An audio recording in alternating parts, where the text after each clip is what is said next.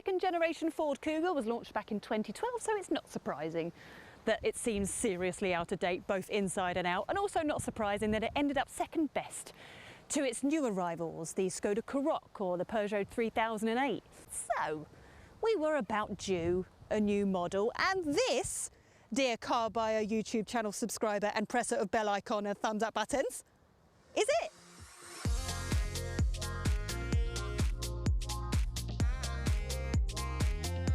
The biggest styling changes have been made to the nose of the car, most noticeably with a new set of headlights that look far more modern than those of the previous model. Overall, the boxy, chunky front end of the Mark II Kuga has been replaced with a slightly more elegant, car-like appearance. This third Kuga isn't meant to just be a styling update though. Part of its job is to recapture some of the handling prowess that was lost between the first and second generation models.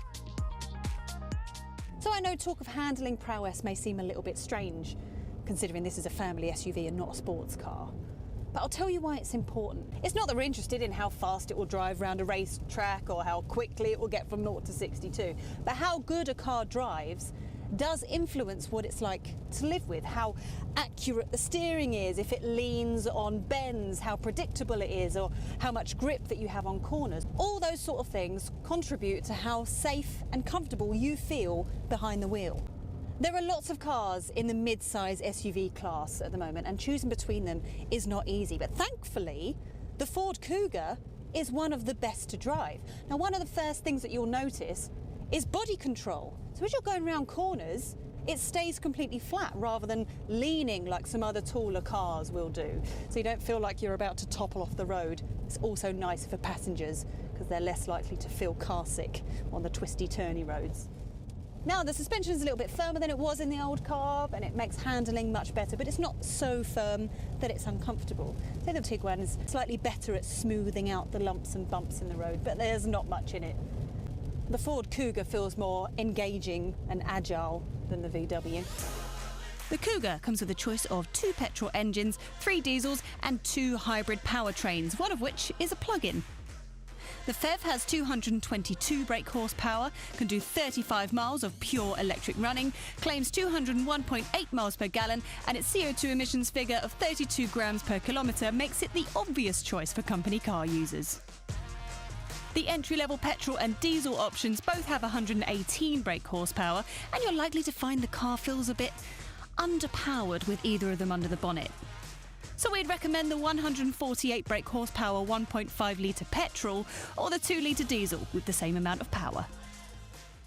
Now there is a more powerful 187 brake horsepower diesel model that's the only Kuga that's available as a 4-wheel drive, but that goes without the mild hybrid tech that we have in this one. Now this is the mid-range 148 brake horsepower, and it has a 48 volt electrical system that powers the car when it's driving really slow, so under 10 miles an hour, then it helps you save on fuel.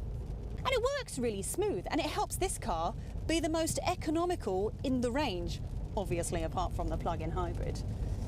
But this car will do 56.5 miles per gallon, which is actually better than the smaller diesel with less power. Our car has a 6-speed manual gearbox, and it's pretty good. Slides into gear nice and easy, it's nice and precise, and it helps us get from 0 to 62 in 9.6 seconds. I realised earlier we said that wasn't important, but most people that are going to buy a Ford Kuga aren't going to go much faster than that anyway. All in all, I'd say Ford have done a really good job of making the Kuga drive more like a hatchback than an SUV.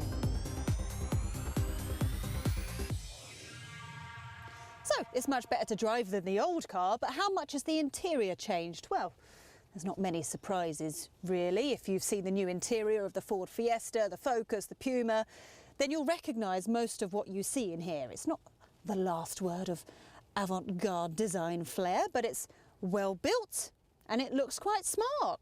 I mean, compared to the outdated version, this is a massive improvement. I'd say the Peugeot 3008 is more interesting, and the more premium brands are doing a similarly conservative design, but with a more luxurious look and finish. The BMW X3 comes to mind.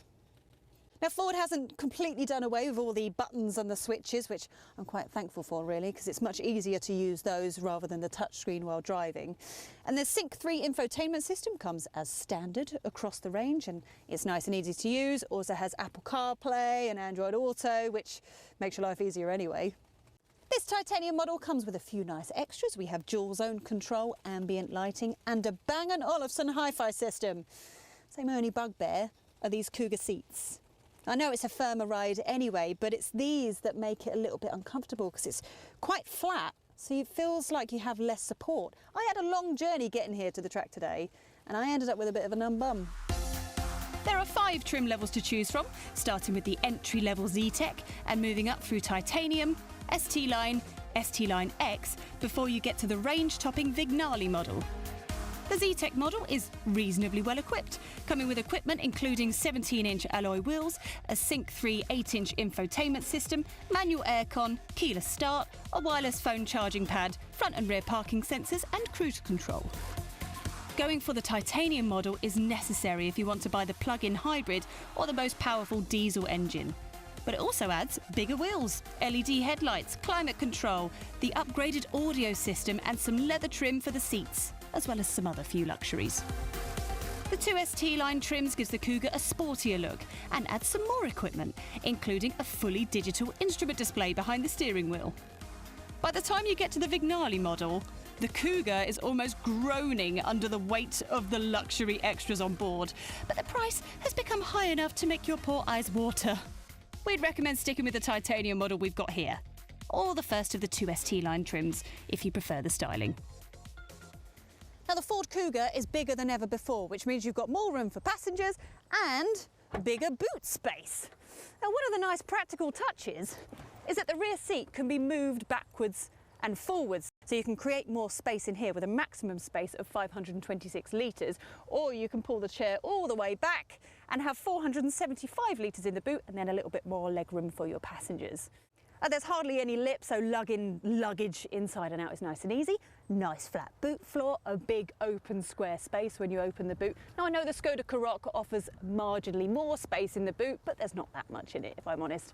I'd say the Ford Kuga is definitely one of the more practical cars in its class.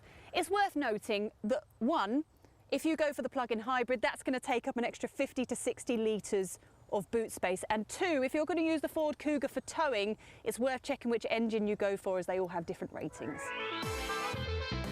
Deal makers and deal breakers, you say? Go on then, let's have them.